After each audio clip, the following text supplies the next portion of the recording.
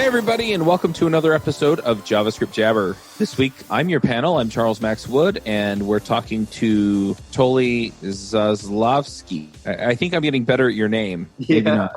I think after is it the third time now? Yeah, something like that. But yeah, do you want to just remind people who you are, where you work, why you're famous?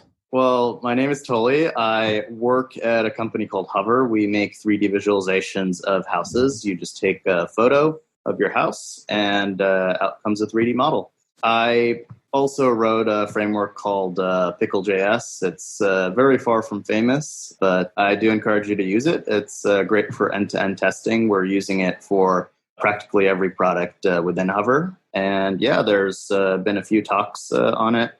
A few of my coworkers actually gave talks on it while I was away.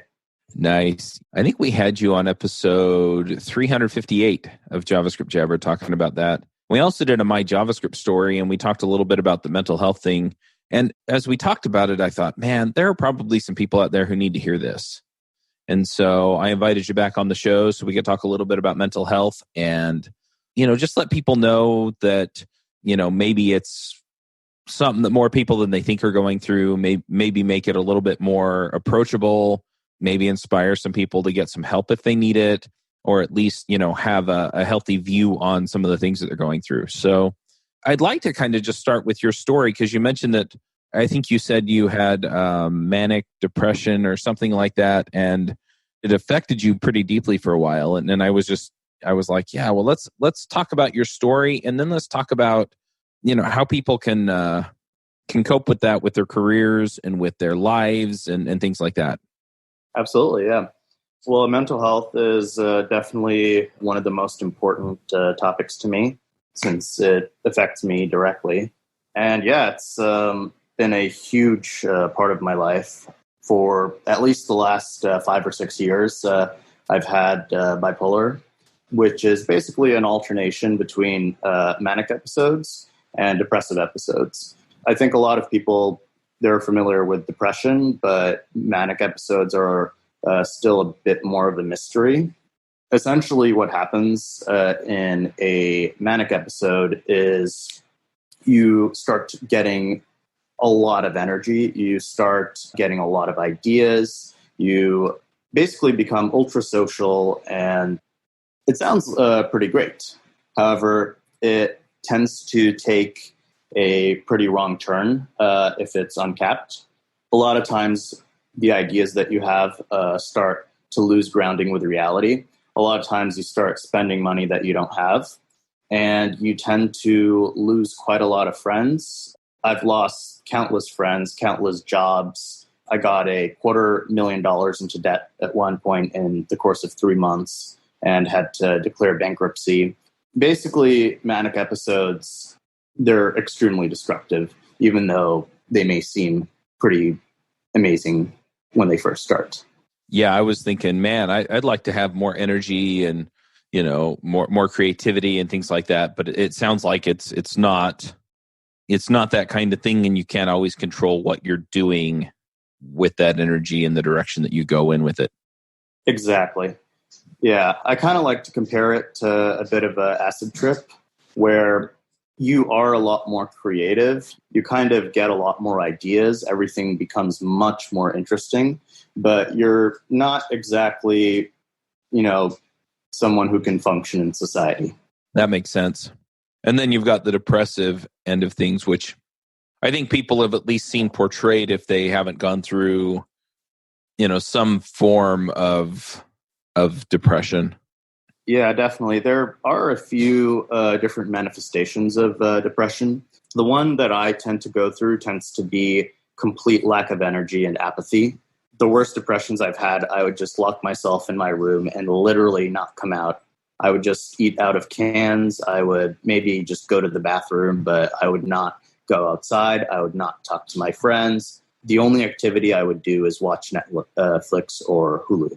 And over the years, my depressions started getting a little bit more manageable just because I learned some coping skills, but they still suck quite a lot. Like, I am just coming out of a 2-3 month depression right now, and it wasn't really pretty. I stayed in my room quite a bit.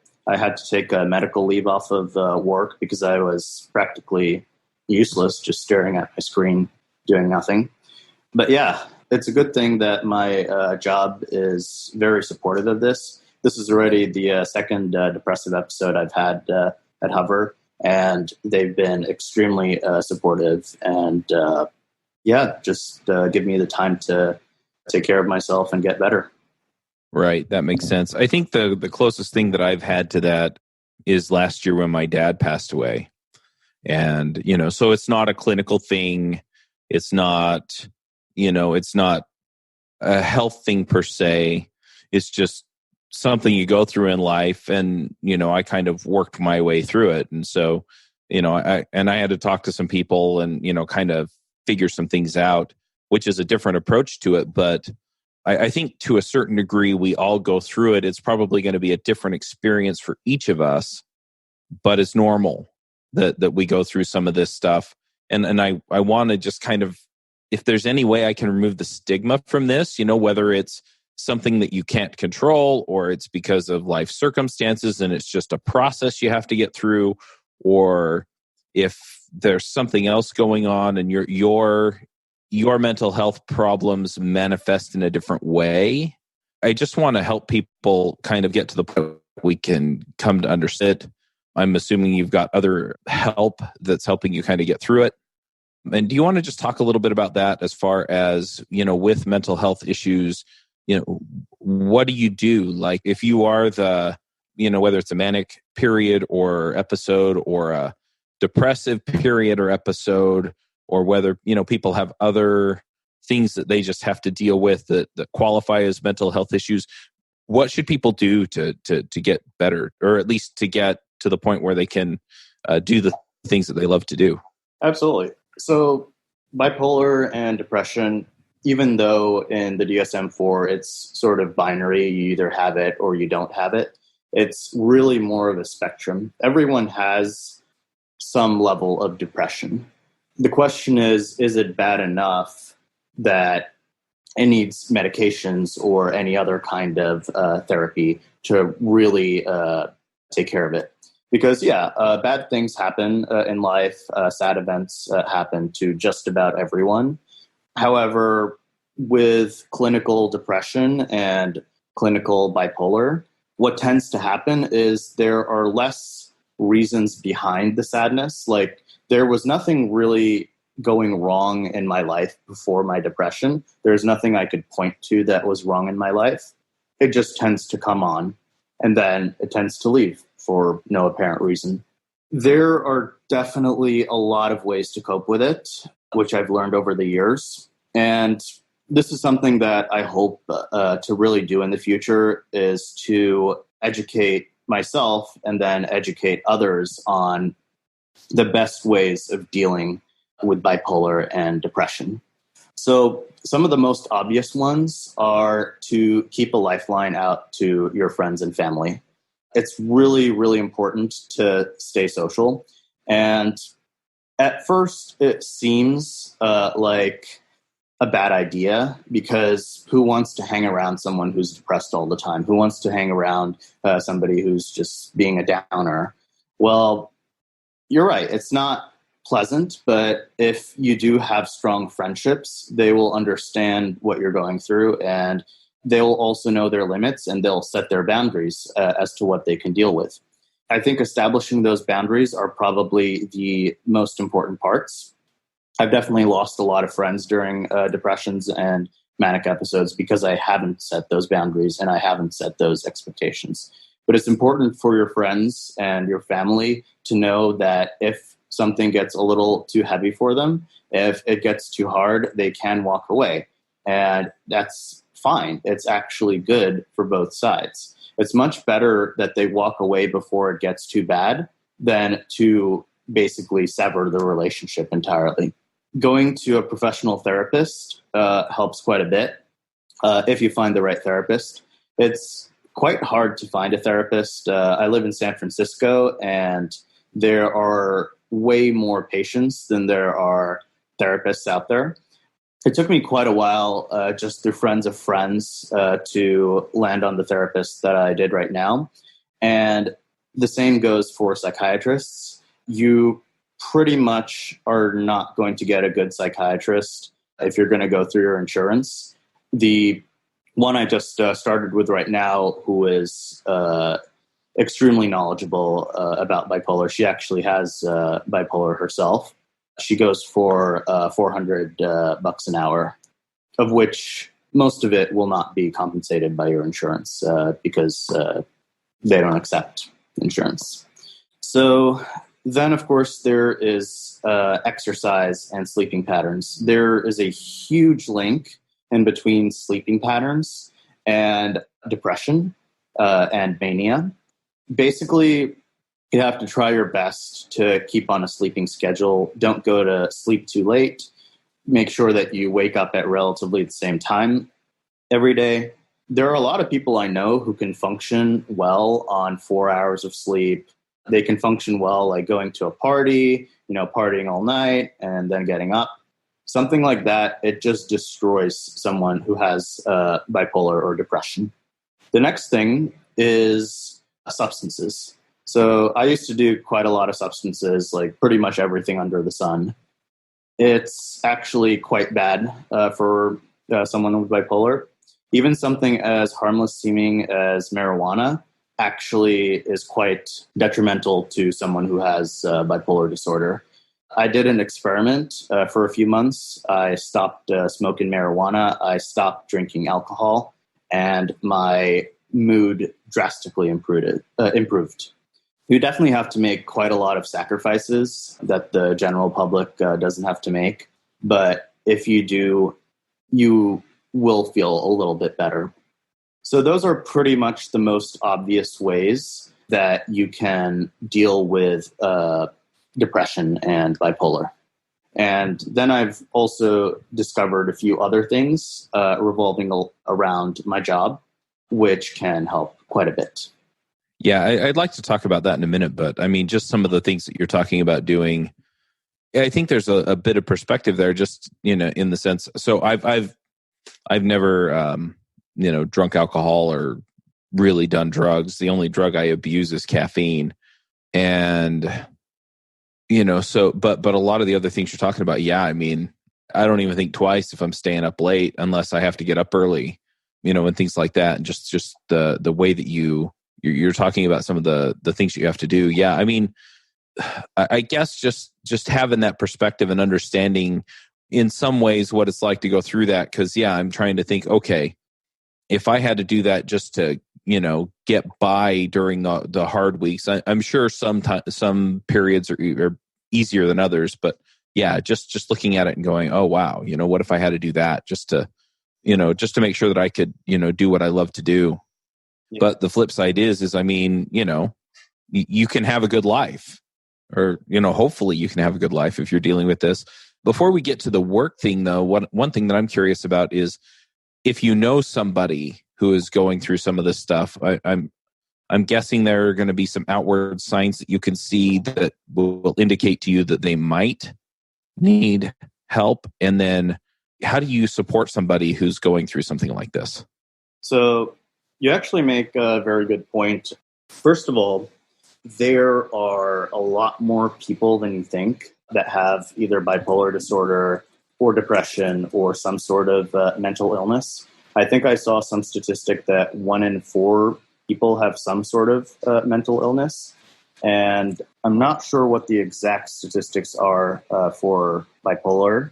It looks like about 2.6% has bipolar that's severe enough to actually interfere with work. And I think the stat for depression is a little bit higher than that, 7.1%. And that's just the diagnosed people. Now, just based off the conversations I've had with coworkers, with friends, I think that number is very, very low. A lot of people at my job, they definitely exhibit a lot of signs of depression, but they refuse to even get diagnosed because there is still such a stigma around it.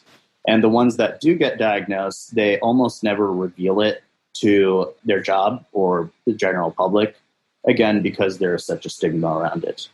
And, there is some logic to that.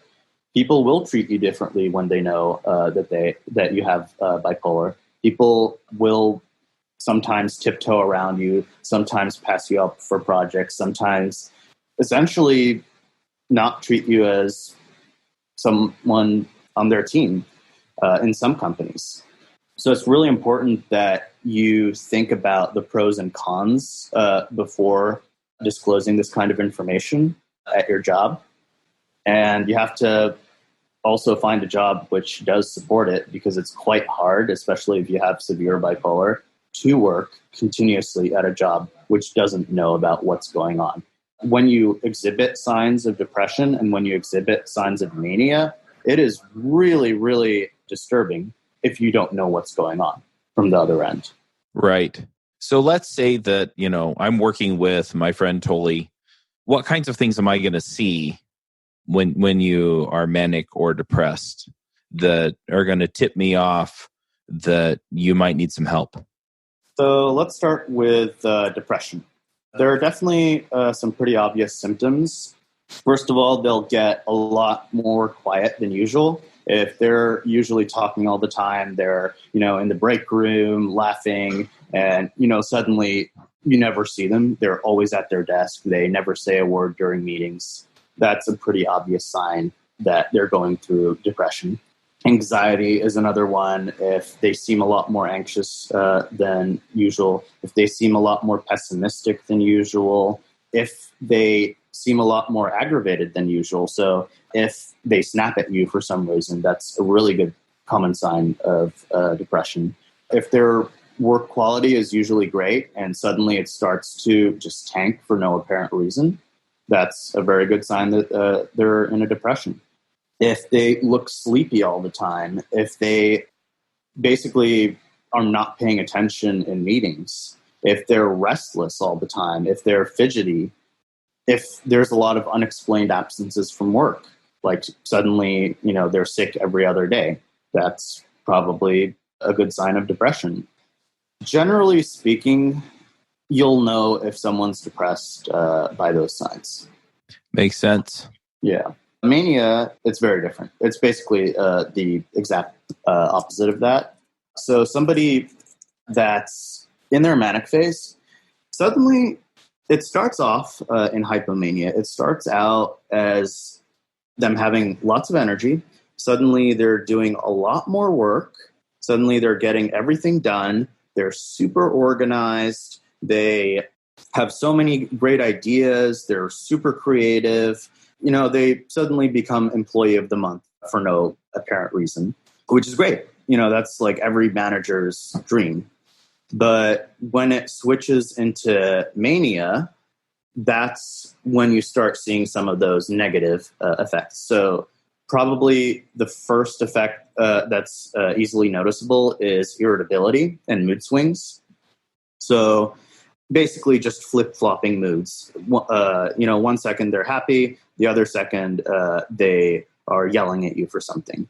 Happens quite a lot in mania. Another thing is taking huge risks. So I've had a lot of jobs where I got promoted because of my hypomanic episodes, and then I got put into positions where I could, do some real damage, and I made really, really bad judgment calls. And some of those companies where I've made those judgment calls, I've cost them in the order of millions of dollars. And I, tried emailing them, apologizing, explaining years later about my condition, and they still refuse to talk to me.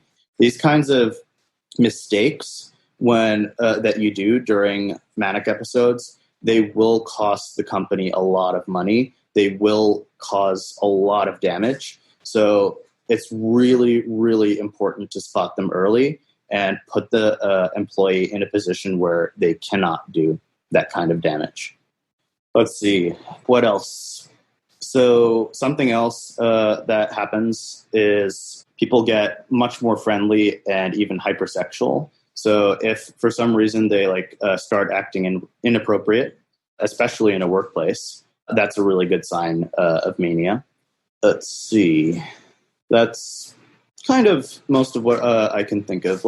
Basically risk taking is kind of the biggest sign I can think of. If someone starts to take big risks, it's a really good sign to kind of like step back and say like, hey, is this someone who is really, just stepping up their game, or is this someone in a manic episode?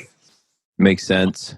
If you're worried about it, and let's say you see some of these signs, you see enough of these signs to where you think, okay, there's something going on here. They may have some of these, they may have some depression, or, maybe they're in a manic state. How do you approach somebody about it? Or should you approach somebody about it? You most definitely should approach them about it, because again, somebody in a manic state can do quite a lot of damage. And while you can't do that much damage in a depression, usually you're probably going to end up losing a highly valued employee.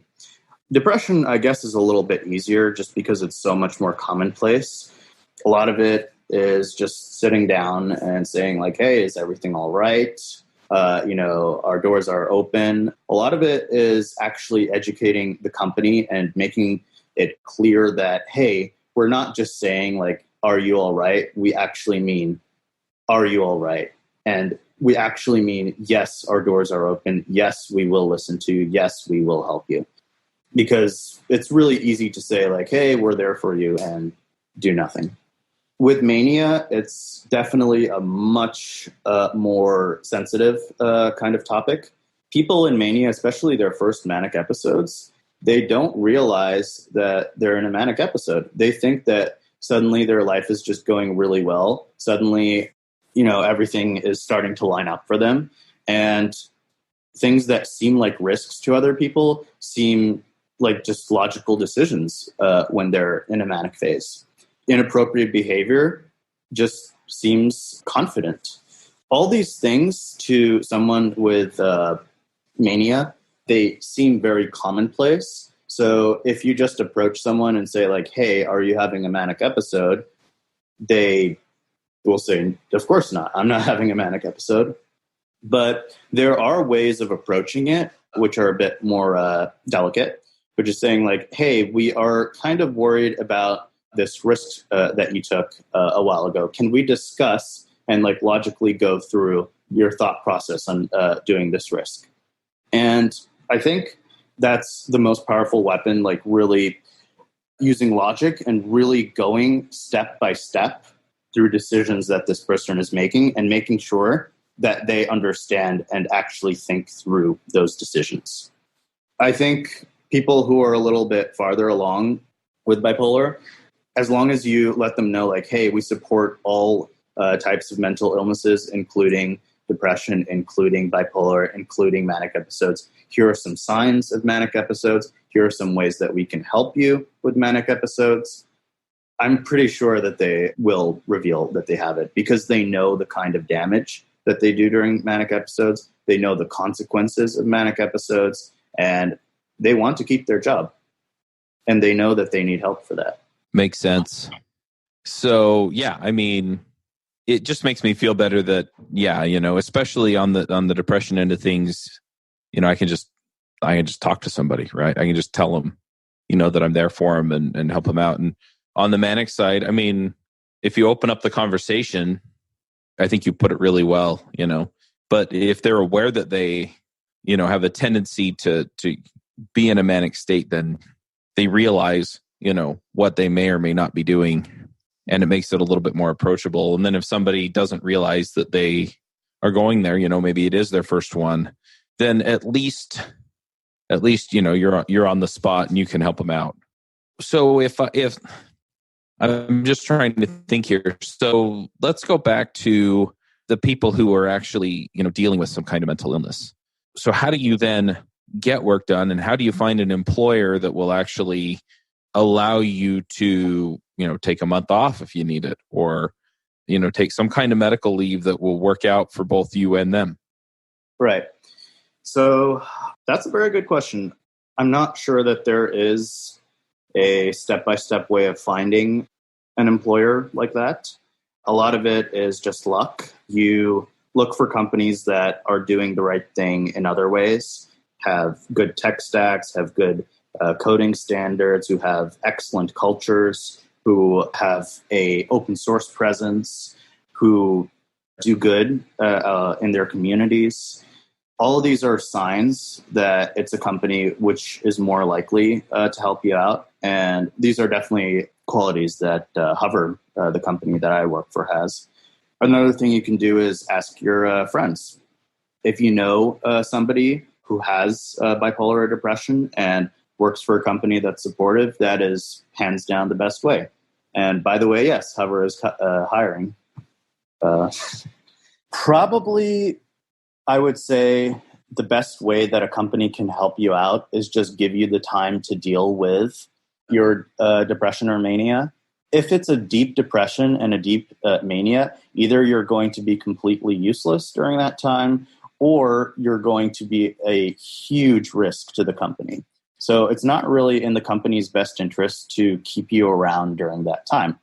However, it is in the best interest of the company to keep you around in other times, because it's quite expensive to find good developers these days. Developers are in very high demand. And if it means like giving somebody 2 or 3 months off a year in order to keep them around the other 9 months or 10 months, then that's just the cost of doing business at the end of the day, not to mention the right thing to do. Yeah, it's an interesting conversation. And I think there's some nuance to, the right thing to do. I think it's the right thing to do by your employee. Having somebody take time off where you're paying them is probably a little bit different pill to swallow when you're looking at the bottom line for the business.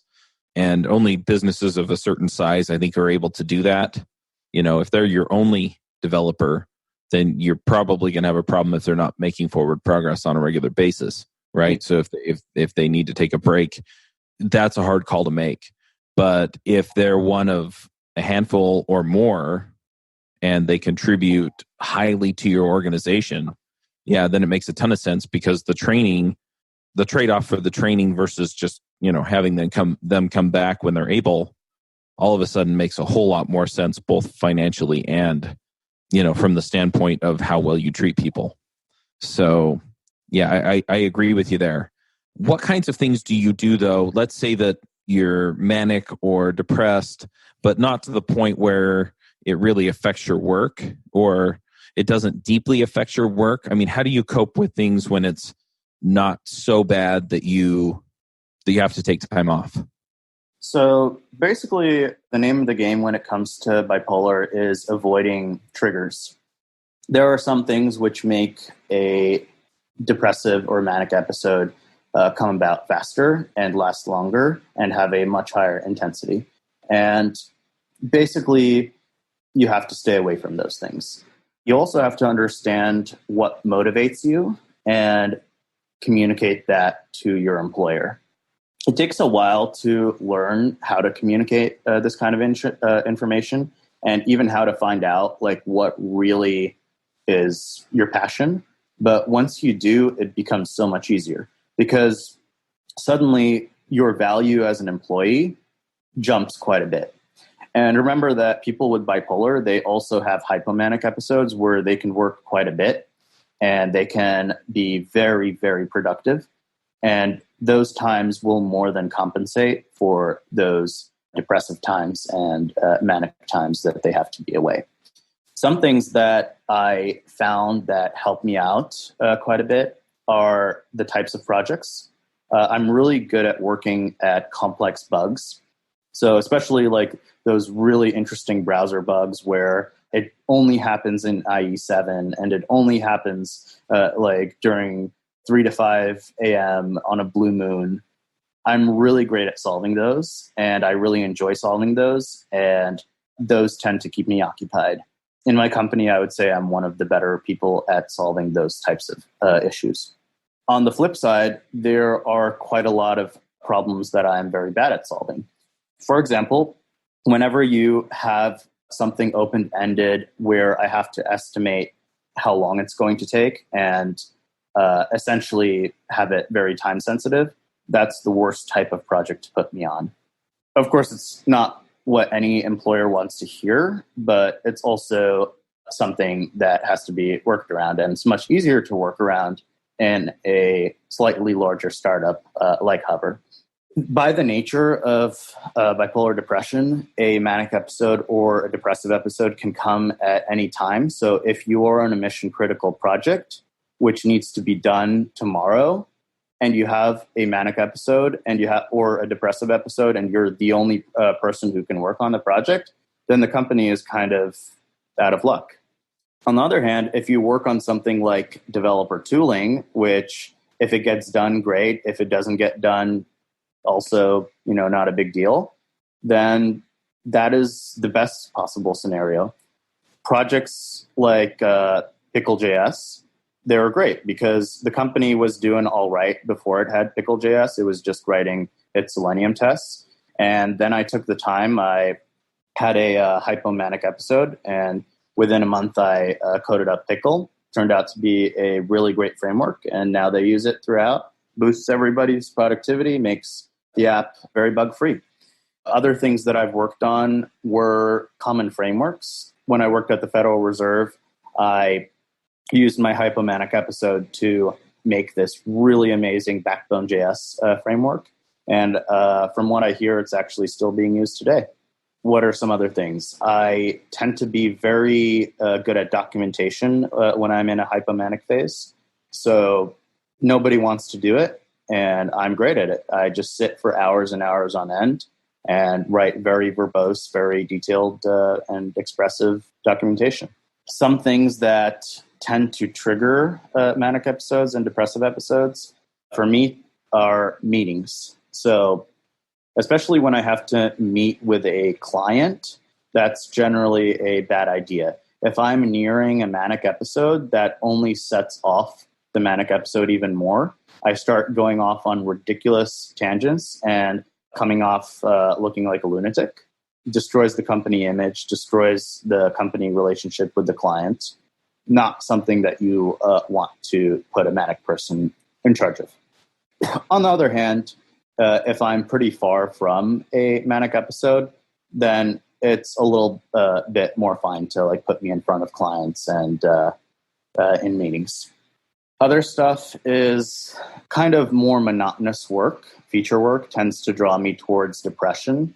So if I'm doing something very simple but very monotonous, that really tends to get me down. Like, say, for example, somebody gave me a task of adding a radio button for some fields. Sure, I could do it, but if that's all I'm doing for months and months on end, I'm almost guaranteed to go into a depression. So I mentioned estimating time. In a manic episode, that's one of the qualities. You completely lose the sense of time. You might be sitting at a computer for 20 hours and it'll feel like 20 minutes.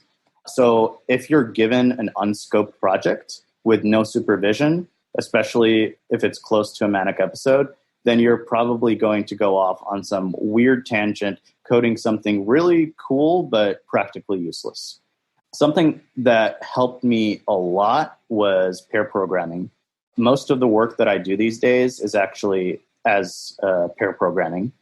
Generally, I sit with another senior engineer and we work on a project, and the results are amazing.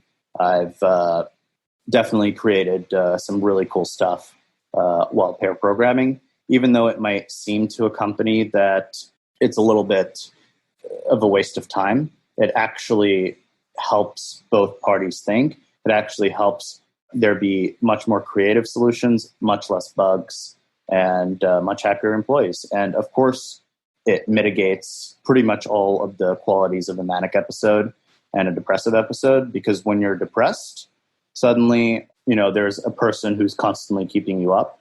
When you're manic, suddenly they're checking your risk-taking. And those are pretty much my triggers and ways of avoiding the worst manic episodes and depressions. Yeah, it sounds to me like you kind of have to understand your own makeup, where, you understand your triggers, you understand some of these things really help you out. And I'm assuming that for somebody else, given their mental illness, they may have to cope with it in different ways. So is there a method for figuring out, okay, Totally said that all these things work for him. Some of those I think will work for me. And some of these, some of these things are probably triggers for me. So probably meeting people who are a little farther in their career is the best way to do it. I have a few friends with bipolar, and they've definitely shared some of these things with me. And I've shared my tips with people who have bipolar, and they're like, "Oh yeah, you're absolutely right. Like that totally affects me." A lot of it is just trial and error. It took me probably close to a dozen different jobs to come to the one I am today, just like really screwing up, really making some horrible mistakes. But through those mistakes, I learned what actually helps me and what actually hurts me. And that's something that you have to come to terms with if you have bipolar, if you have any severe mental illness, is you're going to screw up your life multiple times. You are going to lose a lot of friends. You're going to lose a lot of jobs. You're going to lose a lot of relationships in your life before you actually come to some viable solutions. Yeah, that makes sense. And I guess, yeah, I mean, if something's going to trigger you, the only way to know that is to get triggered once, Exactly. twice, and then realize, oh, every time I put myself in a situation like this is what happens. And so this is what I can do to mitigate it. Yep. Do you find that it's easier to manage the triggers if you work from home, or are you better off? You mentioned pair programming, so I'm wondering if you're better off in the office, or is that going to depend on the person who's trying to manage these things? So for me, actually, both working from home and pair programming help depending on where I am. If I am getting closer to my depression, I probably should be in the office because that's when I really start to lose focus. That's when I start to lose concentration. And having somebody to really pick me up really, really helps. If I'm just normal, then working from home can sometimes be a really good way of keeping down distractions. Distractions are huge, especially when you're about to go into a hypomanic episode. Everything becomes interesting. So you start jumping from one thing to another. If you hear a conversation going on 5 feet from you, you're going to jump into that conversation. If you're working from home, then that's just a way to mitigate that. Another way to mitigate that, of course, is pair programming, where the other person keeps you in check and keeps you on track and says like, hey, pay attention. So really, both strategies could work depending on who's available. Sometimes somebody might not be available to pair program with you. And if you're in the right time of that cycle, then working from home is great. Is there any other aspect of mental health that we should talk about on this episode? Well, a few things, actually. I have a friend, and he's very passionate. He also has bipolar disorder, and he's very passionate about the subject. He's building a really interesting app called Misu. It's not out to the public just yet, but I'll definitely send a link as soon as it's out. The idea is you install it on your computer, and it takes a picture of you every minute or so, and it also keeps track of the applications that you're using. And then it graphs over time your mood and how it relates to the applications you're using. I think that for some reason, even though we have so many ways of tracking things like blood levels of different drugs or other medical things, there really aren't great ways of tracking your mood. And I think mood is one of the most important things that you should be tracking in your life. So I really want to see more applications come out similar to Misu. And I want to see more funds that are dedicated towards that. That's interesting. So essentially you're teaching the computer how to watch you and give you feedback because, and this is a very human thing in general, sometimes our internal feedback loop doesn't work the way that it needs to. Mm-hmm. Yeah. Sometimes it's very hard to know that you are starting to get towards the depression because it does come quite gradually. And the sooner you're able to catch these kinds of things, the sooner you could actually do something about it. Yeah, I'm wondering too if, with something like this, you could not only teach it to watch you and say, hey, you're heading down, this road one way or the other, but also then teach it how to stimulate you in some way so that you start heading back the other way. Absolutely, yeah. Yeah, I guess another thing is I would really like to see companies take a more active stance on mental illness. A lot of companies, they say that, we support mental illness and disability and all that, but they never take any practical steps. There are so many practical steps that I mentioned that employers can do to give resources to their employees that may have these kinds of disorders. And I think it's starting to happen a bit more. Mental illness is definitely starting to get destigmatized, but there's such a long way to go. Yeah, I could definitely see where companies could set policies and things where it's, hey, we're going to, to this point, or, given certain circumstances, we'll support people with mental illnesses in various ways. I also think that some of the stigma just came out of the fact that, we've come to understand this better over time. And in the past, especially further and further in the past, somebody who looked able-bodied and looked normal, for whatever version of normal you have, it looked like they were just, acting different for reasons of their own, instead of necessarily understanding that some people, there's really nothing they can do to help it. And so I hope that the stigma continues to go away as we understand better what people are going through, and that we can develop some form of empathy for people and just, kind of meet them where they are. Absolutely. Yeah. The other thing is finding longer term solutions for these disorders. There's a theory that most of these disorders, even though they may have biological and genetic components to them, they really stem from some trauma emotionally. And a lot of it is doing the right kind of therapy work, which unfortunately I've only met a few different therapists that can do this kind of work. There are also a lot of other less conventional ways, which I'm starting to explore for myself to deal with bipolar. For example, for a very long time in most Aboriginal tribes, there have been shamans or some sort of healers that would deal with these kinds of issues in ceremonies with either some sort of psychedelic substance or with some sort of extended talk therapy. And I think that bringing something like that back could be a really good way to deal with these symptoms. One thing that I tried in the past, which worked quite well, was MDMA-assisted therapy. It basically acts on serotonin receptors, if I am not mistaken.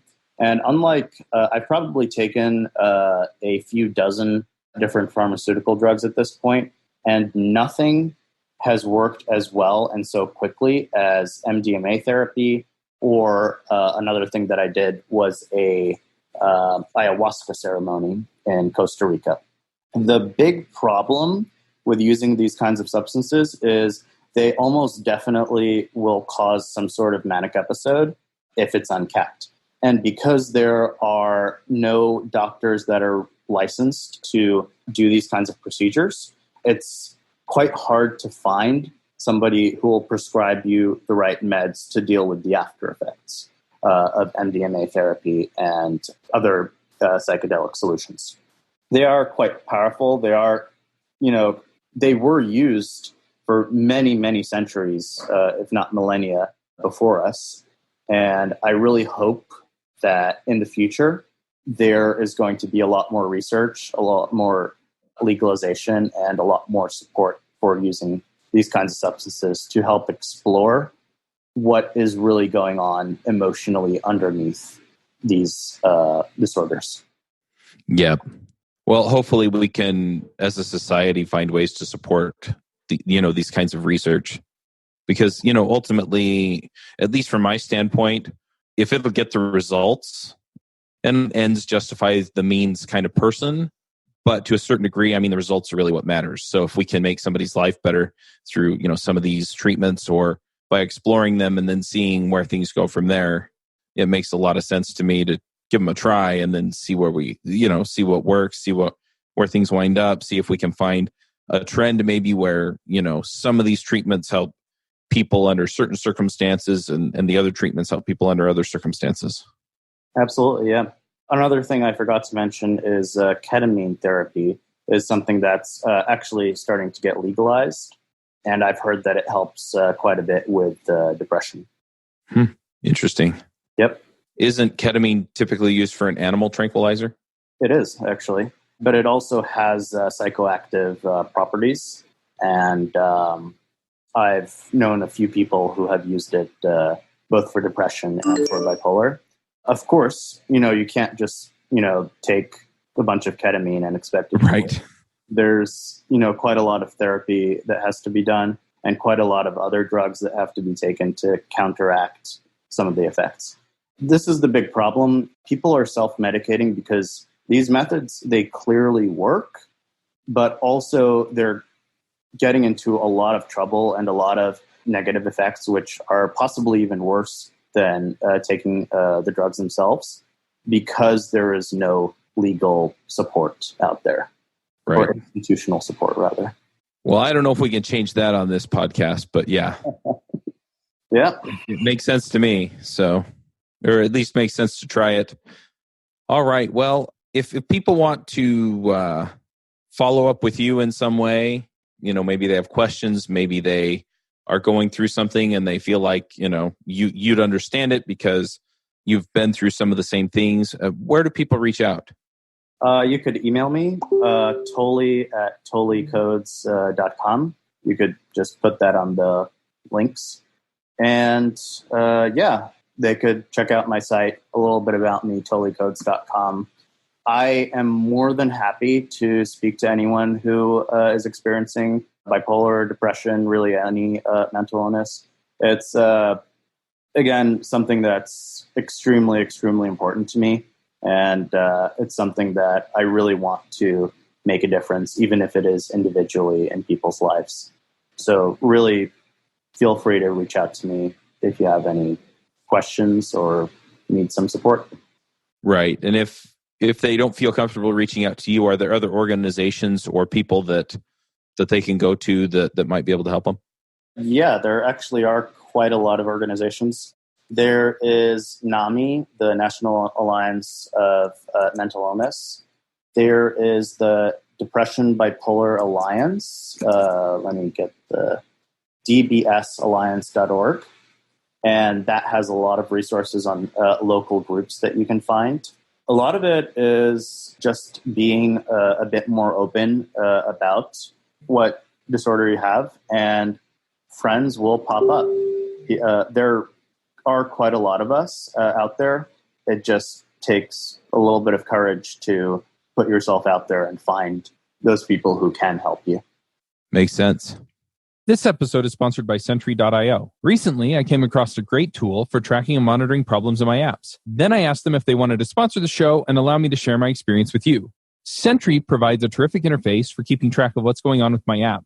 It also tracks releases so I can tell if what I deployed makes things better or worse. They give you full stack traces and as much information as possible about the situation when the error occurred to help you track down the errors. Plus, one thing I love, you can customize the context provided by Sentry. So, if you're looking for specific information about the request, you can provide it. It automatically scrubs passwords and secure information, and you can customize the scrubbing as well. Finally, it has a user feedback system built in that you can use to get information from your users. Oh, and I also love that they support open source to the point where they actually open source Sentry if you want to self-host it. Use the code devchat at Sentry.io to get 2 months free on Sentry's small plan. That's code devchat at Sentry.io.